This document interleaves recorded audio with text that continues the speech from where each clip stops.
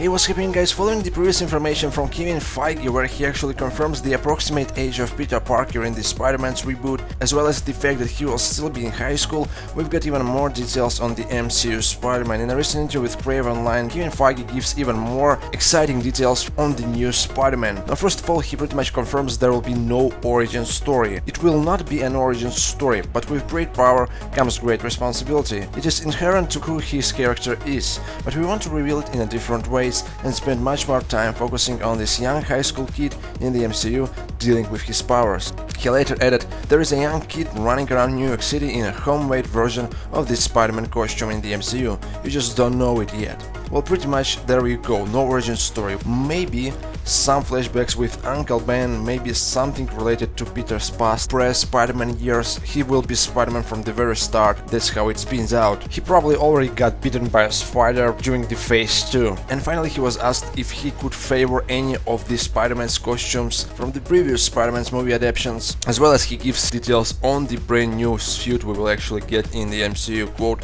well, yeah, I mean, look, I was more involved in the Raimi's ones and I think they did a very good job. But that being said, we've already designed the costume, which is different than any of the ones that have come before, and yet ours is classic Spider-Man, as I think you'll see. So pretty much there you go, classic Spider-Man costume, web beats.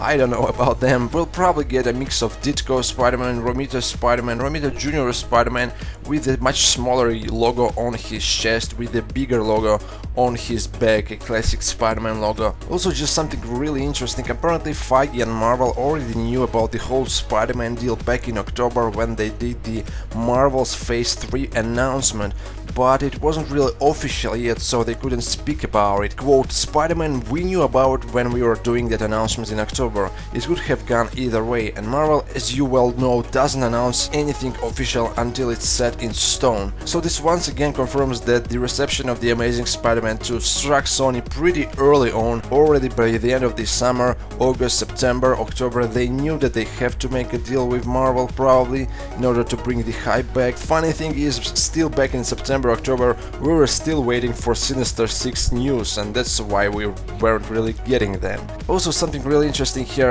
in one of the latest interviews, Feige speaks about Miles Morales and how it's still, I guess, a possibility, of course, after Peter Parker will be done first. I mean, we always thought it should be Peter. We've never seen the MCU version of Peter Parker, and I felt like we need to see that first. Well, he precisely mentions first, giving a possibility that the second one might be Miles Morales after all. He later added, Miles I think is awesome, there are opportunities for him for sure if this all works. So there you go, Miles Morales fans, eventually we'll probably see him on the big screen. How it will be done, different dimensions or TV series or spin-off TV series, we'll see. Check out all these interviews in the description box, let me know what you guys think, especially about the classic Spidey suit, and I'm off for now.